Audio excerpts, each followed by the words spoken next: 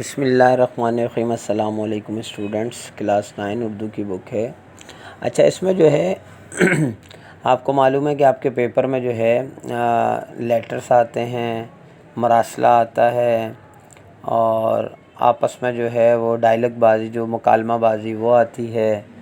تو ان تینوں میں آپشن ہوتا ہے، ٹھیک ہے۔ آپ لیٹر کریں، مراسلہ کریں یا مکالمہ بازی۔ تو آج جو ہے مراسلہ جو ہے اس میں نے یہ کچھ لیٹر بھی ایک آدھ ہے، مراسلے بھی ہیں اور ایک ایسے بھی ہے، تاکہ آپ کو تھوڑا سا پیٹرن معلوم ہو جائے۔ تو یہ دیکھیں، مراسلہ ہے کہ ٹریفک کا شور، دھواں اور فضائی آلودگی کس طرح انسانی صحت کو متاثر کرتی ہے۔ اس سے متعلق اخبار کے مدیر کے نام مراسلہ تحریر کیجیے، یا کسی اخبار کے مدیر کے نام ایک مراسلہ لکھیے جس میں شہر میں ٹریفک کی بد انتظامی کی طرف توجہ دلائیے۔ تو کمرہ امتحان کراچی 20 اپریل 2000، ظاہر ہے آپ 21 لکھ لیں، 22 ہے 22 لکھیے گا۔ مدیر محترم، روزنامہ جنگ کراچی۔ السلام علیکم، میں آپ کا روزنامہ باقاعدگی کے ساتھ پڑھتا ہوں۔ مجھے یہ دیکھ کر انتہائی خوشی ہوئی کہ آپ نے اپنے اخبار کا ایک صفحہ عوامی شکوے، شکایات اور مسائل کی اشاعت کے لیے وقف کر دیا ہے، تاکہ لوگوں کے مسائل مؤثر انداز میں متعلقہ حکام تک پہنچ سکیں۔ لہذا میں آپ کے اخبار کی وسعت سے متعلقہ حکام کے علم میں یہ بات لانا چاہتا ہوں کہ کراچی کی آبادی روز بروز بڑھتی ہی چلی جا رہی ہے۔ اس ہی لحاظ سے مسلسل ٹریفک میں اضافہ ہو رہا ہے۔ گنجان آباد اور بازاروں میں سڑکوں کی تعمیر کے وقت بڑھتی ہوئی آبادی کا خیال نہیں رکھا گیا۔ مزید یہ کہ ناجائز تجاوزات کی وجہ سے سڑکیں اور گلیاں تنگ ہو گئی ہیں، اس لیے ہر وقت ٹریفک جام رہتا ہے۔ ڈرائیور حضرات ایک دوسرے سے آگے نکلنے، سواریاں زیادہ سے زیادہ اٹھانے کے لیے ہارن پر ہارن بجاتے ہیں اور گاڑیوں سے دھواں چھوڑتے رہتے ہیں۔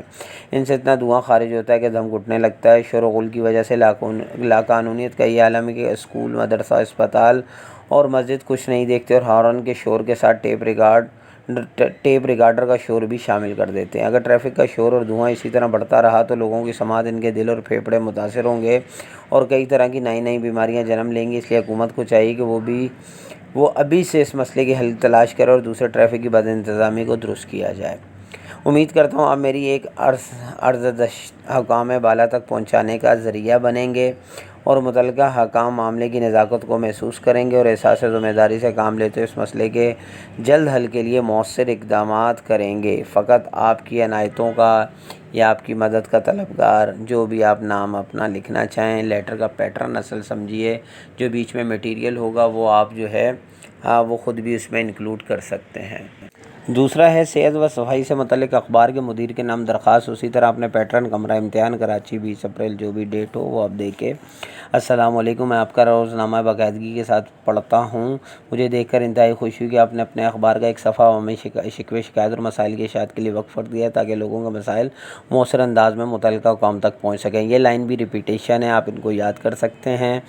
لہٰذا میں آپ کے اخبار کی وسعت سے متعلقہ حکام کے علم میں یہ بات لانا چاہتا ہوں کہ عرصہ دراز سے ہمارے علاقے میں صفائی کی طرف کوئی توجہ نہیں دی گئی۔ سڑکیں ٹوٹ پھوٹ کر تقریباً ختم ہو گئی ہیں، جگہ جگہ کوڑے کرکٹ کے ڈھیر لگے ہیں، گٹر آئے دن بند رہتے ہیں، گندا پانی جگہ جگہ کھڑا ہے۔ بارش کے زمانے میں گندگی اور بدبو کی انتہا ہو جاتی ہے۔ گندگی اور گندے پانی کی وجہ سے مکھیوں، مچھروں اور زہریلے کیڑوں کی بھی بھرمار ہے۔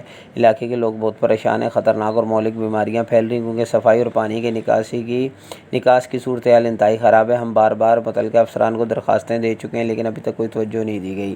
امید کرتا ہوں آپ میری یہ درخواست حکام بالا تک پہنچانے کا ذریعہ بنیں گے اور متعلقہ حکام معاملے کی نزاکت کو محسوس کریں گے اور احساس ذمہ داری سے کام لیتے ہوئے اس میں جلد حل کے لیے مؤثر اقدامات کریں گے۔ فقط آپ کی مدد کا طلبگار، جو بھی آپ کا نام ہے۔ تو یہ آپ نے بیچ کا میٹیریل جو ہے چینج ہوتا ہے، اوپر کا ایک پیراگراف اور لاسٹ کا پیراگراف سیم رہتا ہے۔ اب یہ خط امتحان کی تیاری کے لیے چھوٹے بھائی کو اپنے دوست کو خط لکھیے یا بھائی کو خط لکھیے، جس میں بتائیے کہ امتحان کی تیاری کس طرح کرنی چاہیے۔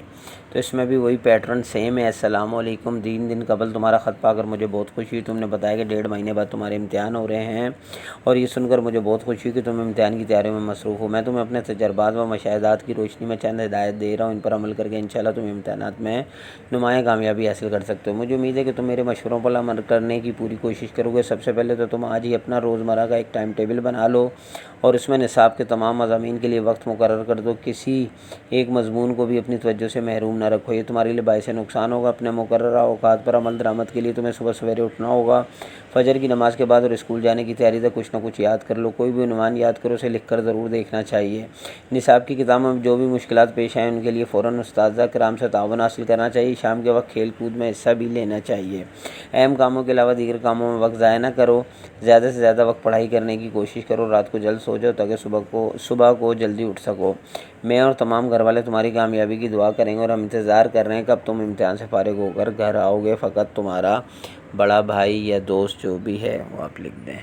اسی طرح کا ایک اور مراسلہ ہے کہ اس اخبار کے مدیر کے نام پاکستان میں بجلی اور گیس کی کمی کے حوالے سے تشویش کا اظہار بھی کریں اور اس کے خاتمے کے لیے تجویز بھی دیں۔ تو میں آپ کا روزنامہ وہی سیم لائنیں وہی پیراگراف ہے، پھر آپ لکھیں لہٰذا میں اخبار کے توسط سے پاکستان میں بجلی اور گیس کی کمی کے حوالے سے توانائی کے بحران کے خاتمے کے کچھ تجاویز دینا چاہتا ہوں۔ جیسے کہ آپ سب کے علم میں ہے کہ ہمارے ملک میں عام طور سے حراری یعنی تھرمل اور پن بجلی استعمال کی جاتی ہے، جو کہ تیل، کوئلہ اور گیس سے پیدا کی جاتی ہے، لیکن ہم ان وسائل پر اعتماد نہیں کر سکتے کیونکہ پاکستان میں تیل، گیس اور کوئلے کے ذخائر بہت محدود ہیں۔ تھرمل پاور اسٹیشن حراری بجلی گھر بآسانی بنائے جا سکتے ہیں۔ جوہری بجلی گھروں کو اس لیے فوقیت دی جاتی ہے کیونکہ ان سے صارفین کو سستی بجلی مہیا کی جاتی ہے۔ گیس، تیل اور کوئلہ دوبارہ ناقابل دریافت ذخائر ہیں اور بے درگ استعمال کی بنیاد پر شاید بہت جلد ختم بھی ہو جائیں، مگر شمسی توانائی ایسا خزانہ جو کبھی ختم نہ ہوگا۔ یہ تقریباً مفت حاصل ہو رہی ہے۔ فی الحال شمسی توانائی کے شعبے کو بہت زیادہ توجہ نہیں دی گئی، اگر اس پر توجہ دی جائے تو انشاءاللہ توانائی کے بحران کے خاتمے پر قابو پا سکتے ہیں۔ امید کرتا ہوں میری درخواست حکام بالا تک پہنچانے کا ذریعہ بنیں گے اور متعلقہ حکام بھی میری ان تجاویز پر غور کرتے ہوئے مؤثر اقدامات کریں گے۔ فقط آپ کی مدد کا طلبگار۔ نیکسٹ ایسے ہے علم کی اہمیت۔ علم بڑی دولت ہے۔ علم ایک ایسا خزانہ ہے جس کی چوری کا کوئی خوف نہیں ہوتا اور استعمال سے علم کبھی کم بھی نہیں ہوتا۔ حضور اکرم صلی اللہ علیہ وسلم نے ارشاد فرمایا، مہد سے لحد تک علم حاصل کرو۔ مہد آپ کو معلوم ہے ماں کی گود کو کہتے ہیں اور لحد قبر کو بولتے ہیں۔ حقیقتاً علم ایسی قوت ہے جو دنیا کی تمام تر قوتوں سے افضل ہے اور جس کے زوال کا تصور بھی نہیں کیا جا سکتا۔ قدرت کے سربستہ راستوں کا انکشاف علم کی بدولت ہوا۔ علم کی وجہ سے دنیا کی تمام وسعتیں آج کے انسان کے سامنے سمٹ گئی ہیں، دوریاں قربتوں میں بدل گئی، انسان ہوا پر قابو پا چکا ہے، فضا میں پرواز کر سکتا ہے۔ آج کا انسان خلا کی وسعتوں پر حاوی ہے، چاند پر اپنی فتح کا جھنڈا گاڑ چکا ہے۔ علم ہی کی بدولت وہ مظاہر قدرت جنہیں وہ پوچھتا تھا آج اس کی خاکیں راہ ہیں۔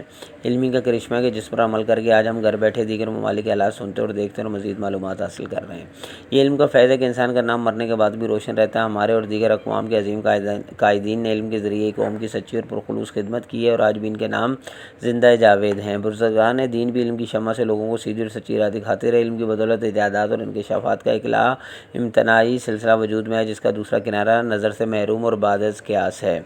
دنیا کی تمام تر ترقی علم پر منحصر ہے۔ علم ہی دراصل انسان کو انسانی صلاحیتوں سے نوازتا ہے جس کی بدولت انسان نیکی اور بدی میں تمیز کرتا ہے۔ علم ہی وہ ذریعہ ہے جس کی بدولت انسان دوسرے انسانوں پر سبقت لے جاتا ہے۔ ایک زمانہ تھا جب انسان بجلی کی گرج سے ڈرتا تھا اور آج وہی انسان اس پر قابو پا چکا ہے، اسے اپنے قبضے میں کر چکا ہے۔ بجلی کو کئی اہم کاموں میں استعمال کیا جا رہا ہے۔ علم کی بدولت انسان نے اپنے لیے تفریح طبعی کی بھی سہولتیں بھی پیدا کر لیں۔ علم ایسا نور ہے جس سے جہالت اور گمراہی کی تاریکی دور ہو جاتی ہے۔ علم کی بدولت انسان کے اخلاق شائستہ اور پاکیزہ ہو جاتے ہیں۔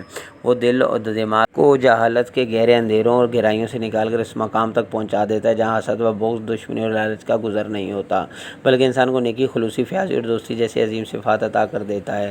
دنیا کے تمام تر ترقی علم ہی کی بدولت ہے۔ علم کی بدولت ہی آج کا انسان خلا کو مسخر کر رہا ہے۔ علم انسان کو جرأت، ہمت، استقلال، تدبر و بردباری اور ہر قسم کی عقد کشائی کی صلاحیت بخشتا ہے۔ یہی وجہ کہ انسان نے دنیا کا چپا چپا چھان مارا، قطب شمالی سے قطب جنوبی تک زمین کو رونتا چلا گیا۔ علم ہی انسان کو باعزت، باوقار، عظیم تر بناتا ہے۔ اسی بدولت انسان اپنی اور دوسروں کی خدمت کرتا ہے۔ اب تک جتنے بھی بڑے آدمی گزرے ہیں وہ علم کی بدولت ہی کمال عروج پر پہنچے، بڑے بڑے مراتب حاصل کیے۔ غرض سقراط ہو یا بقراط، ابو علی سینا ہو یا فردوسی، آج بھی ان کا نام عزت و احترام کے ساتھ لیا جاتا ہے کیونکہ یہ حضرات علم کے سمندر کی مانند تھے اور ایسی دولت کے مالک تھے جسے ہر کوئی حاصل کرنا چاہتا تھا، لیکن محنت اور کاوش کے بغیر اس کا حصول ناممکن تھا اور آج بھی ناممکن ہے، اس لیے کہ حضور اکرم صلی اللہ علیہ وسلم کا ارشاد ہے، حکمت مومن کی گمشدہ میراث ہے، یہ جہاں سے ملے اسے اپنا مال سمجھے۔